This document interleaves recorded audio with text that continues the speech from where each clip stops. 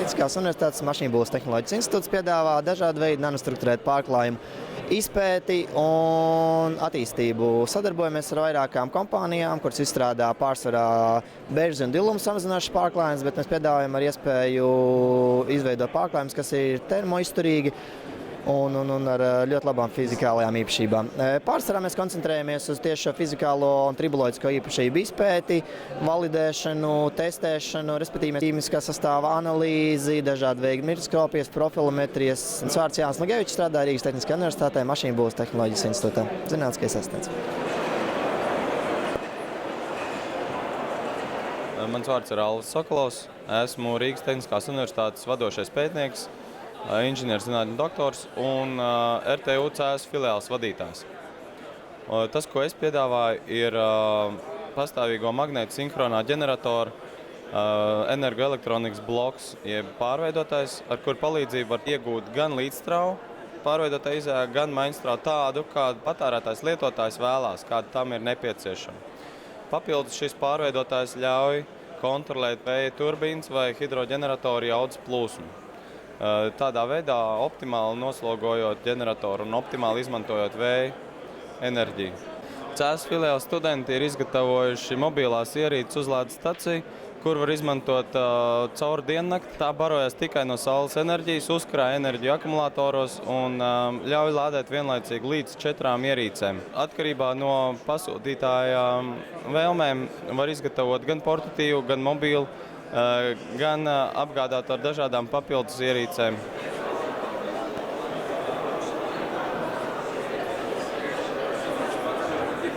Esmu Rīgas Tehniskās universitātes elektrotehnikas un enerģētikas fakultātes vadošais pētnieks.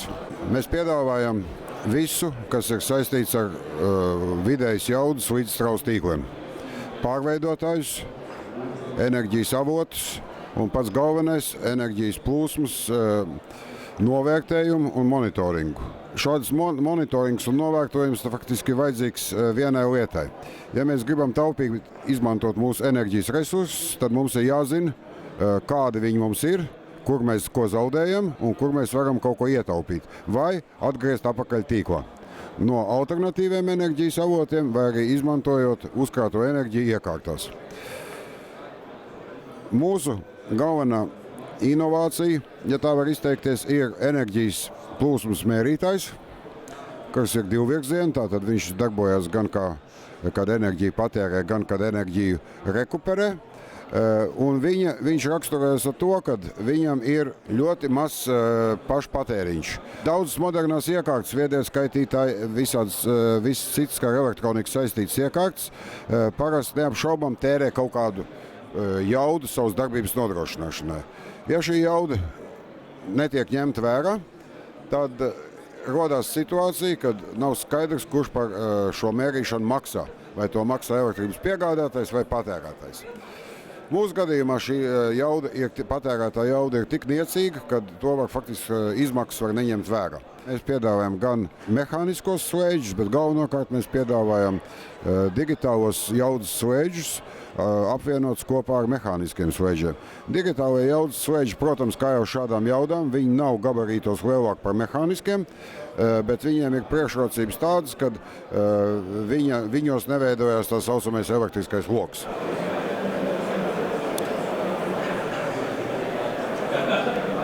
Esmu Anns Savotiņš, Rīgas Tehniskā universitāte, pētnieks Industriālās elektronikas un elektrotehnikas institūtā. Arī uz projektu ietvaros izstrādā unikālu tehnoloģiju. Līdzstrāvas darbināmu robotu, kas arī īstenībā ir unikāls pasaulē, tādu robotu nav. Un viens no šādiem robotiem atceļas uz Latviju, uz Rīgas Tehnisko universitāti, uz mūsu laboratoriju.